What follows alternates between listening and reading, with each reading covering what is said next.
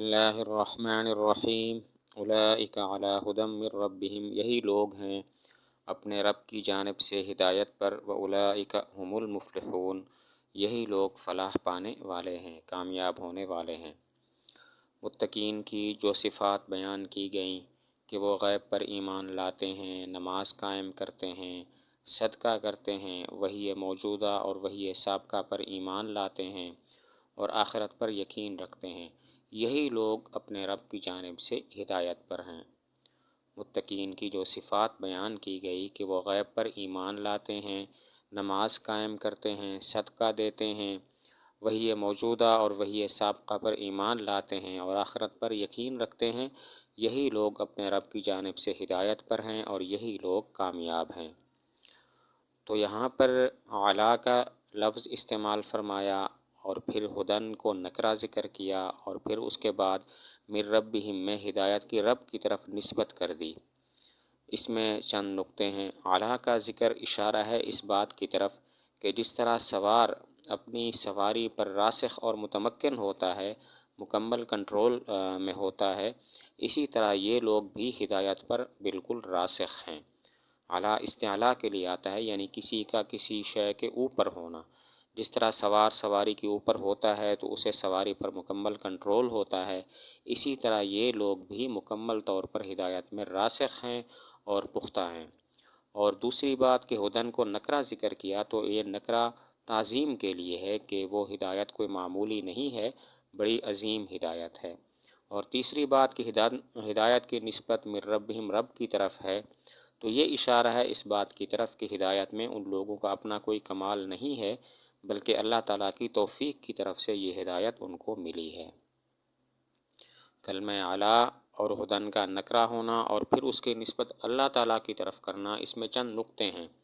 کلمہ اعلیٰ میں تو اس بات کی طرف اشارہ ہے کہ جس طرح سوار اپنی سواری پر مکمل کنٹرول میں ہوتا ہے، اسی طرح یہ لوگ بھی ہدایت میں بالکل راسخ ہیں اور متمکن اور پختہ ہیں۔ اور ہدن کا نکرہ اس بات کی طرف اشارہ ہے کہ ان کو جو ہدایت ملی ہے وہ معمولی ہدایت نہیں ہے، بلکہ عظیم الشان ہدایت ہے۔ اور من ربہم سے اشارہ ہے اس بات کی طرف کہ ان لوگوں کو جو ہدایت ملی ہے اس میں ان کا اپنا کوئی کمال نہیں ہے، بلکہ اپنے رب کی توفیق کی وجہ سے یہ ہدایت پر ہیں۔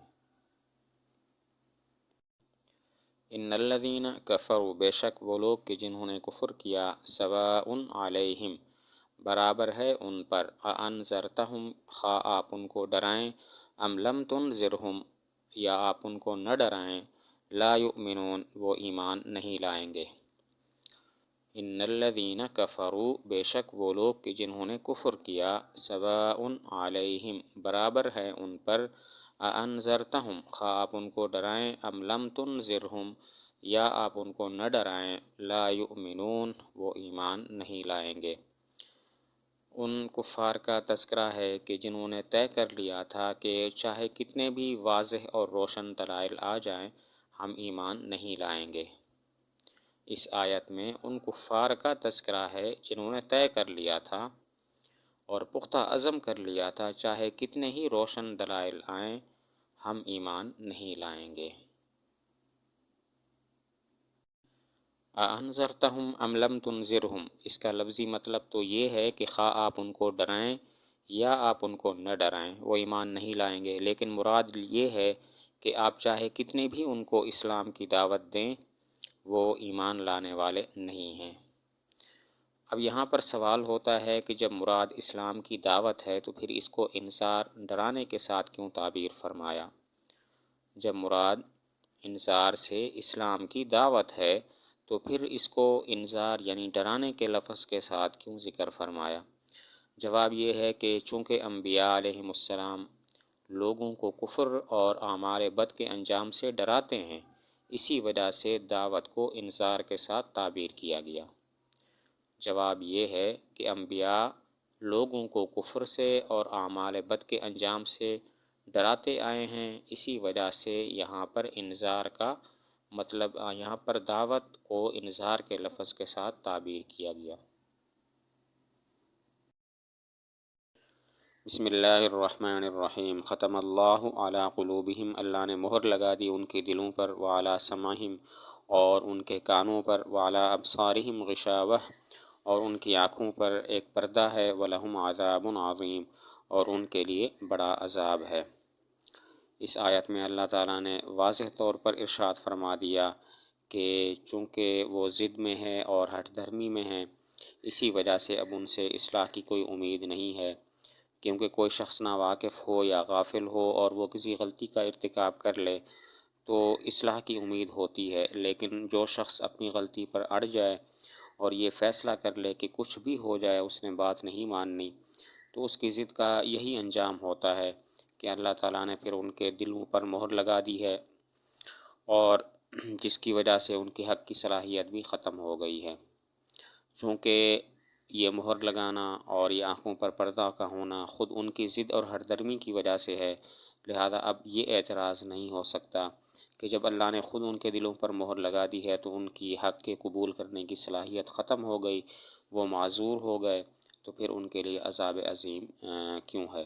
تو یہ اعتراض اس لیے نہیں ہوگا کہ یہ مہر لگانا اور آنکھوں پر پردہ کا ہونا خود ان کی ضد اور ہٹ درمی کی وجہ سے ہے۔ قلوب قلبن کی جمع ہے، اور قلب گوشت کے اس لوتھڑے کو کہتے ہیں جو بائیں جانب پسلیوں کی طرف لٹکا ہوا ہوتا ہے۔ قلوب قلبن کی جمع ہے، قلبن گوشت کے اس لوتھڑے کو کہتے ہیں جو بائیں جانب پسلیوں کی طرف لٹکا ہوا ہوتا ہے۔ وعلی سمعہم اور ان کے کانوں پر بھی مہر ہے کہ وہ حق بات سننے کی اب صلاحیت نہیں رکھتے۔ یہاں پر سوال ہوتا ہے کیا وجہ قلوب کو جمع ذکر فرمایا اور سمعہم اس کو مفرد ذکر کیا گیا؟ کیا وجہ قلوب جمع اور سمع اس کو مفرد ذکر کیا گیا؟ جواب یہ ہے کہ سمعن یہ مصدر ہے اور مصدر تثنیہ جمع نہیں ہوتا، اسی وجہ سے اس کو مفرد اور قلوب کو جمع ذکر فرمایا۔ جواب یہ ہے کہ سمعن مصدر ہے اور مصدر تثنیہ جمع نہیں ہوتا، اسی وجہ سے سمعہم کو مفرد اور قلوب کو جمع ذکر فرمایا۔ ابصار بصر ان کی جمع ہے اور اس کا اصلی معنی ہے آنکھ کے ذریعے کسی چیز کا ادراک کرنا، لیکن مجازی طور پر اس کا اطلاق آنکھ پر اور دیکھنے کی قوت پر بھی ہوتا ہے۔ ابصار بصر ان کی جمع ہے، بصر کہتے ہیں، اصلی معنی اس کا ہے آنکھ کے ذریعے کسی چیز کا ادراک کرنا، لیکن مجازی طور پر اس کا اطلاق آنکھ پر بھی ہوتا ہے۔ غشاوتن اس کا معنی ہوتا ہے ایسی چیز جو کسی شے کو ڈھانپ لے، یعنی پردہ۔ غشاوتن اس کا معنی ہے ایسی چیز جو کسی شے کو ڈھانپ لے، یعنی کہ پردہ۔ یہاں پر سوال یہ ہوتا ہے کہ کیا وجہ قلوب اور سمع کے لیے ختم کا لفظ ذکر فرمایا کہ ان کے دلوں اور ان کے کانوں پر مہر لگا دی، جبکہ ابصار کے لیے غشاوتن کا لفظ استعمال فرمایا کہ ان کی آنکھوں پر پردہ ہے؟ کیا وجہ قلوب اور سمع کے لیے ختم کا لفظ ذکر فرمایا کہ ان کے دلوں اور ان کے کانوں پر مہر لگا دی ہے، اور ابصار کے لیے غشاوتن کا لفظ استعمال فرمایا کہ ان کی آنکھوں پر پردہ ہے؟ جواب یہ ہے کہ دل اور کان ایسی چیز ہیں کہ جو ہر جانب سے ادراک کر سکتے ہیں، جبکہ آنکھیں ایسی چیز ہیں کہ جو سامنے سے ادراک کر سکتی ہیں۔ دل اور کان ایسی چیز ہیں جو ہر جانب سے ادراک کر سکتی، ہر جانب سے ان کو علم حاصل ہو سکتا ہے۔ کان دائیں سے بھی سن سکتے ہیں، بائیں سے بھی، آگے سے بھی، پیچھے سے بھی، اسی طرح دل ہر جانب سے علم حاصل کر سکتا ہے، ادراک کر سکتا ہے۔ تو جو ہر جانب سے ادراک کر سکے اس کے لیے ختم یعنی مہر لگانا مناسب ہوتا ہے، اسی وجہ سے یہاں پر ختم اللہ علی قلوبہم وعلی سمعہم فرمایا۔ جبکہ آنکھیں چونکہ صرف سامنے سے ادراک کر سکتی ہیں، سامنے سے دیکھ سکتی ہیں اور ہر جانب سے نہیں دیکھ سکتی، اسی وجہ سے ان کے مناسب پردہ ہے، تو وعلی ابصارہم غشاوۃ فرمایا۔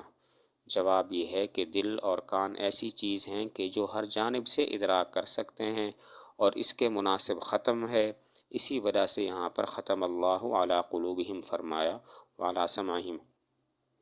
جبکہ آنکھیں ایسی چیز ہیں کہ جو سامنے کے ذریعے ادراک کر سکتی ہیں، تو آنکھوں کے مناسب پردہ ہے، اسی وجہ سے یہاں پر فرمایا وعلی ابصارہم غشاوۃ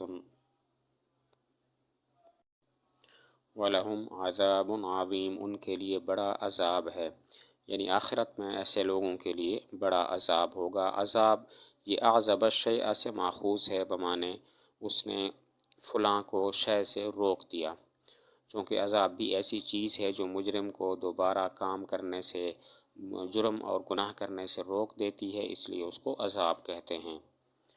عذاب یہ ماخوذ ہے اعذب الشیء سے، فلاں کو کسی شے سے روک دیا، تو چونکہ عذاب بھی ایسی چیز ہے کہ جو مجرم کو دوبارہ جرم کرنے سے روک دیتی ہے، اسی وجہ سے اس کو عذاب کہتے ہیں۔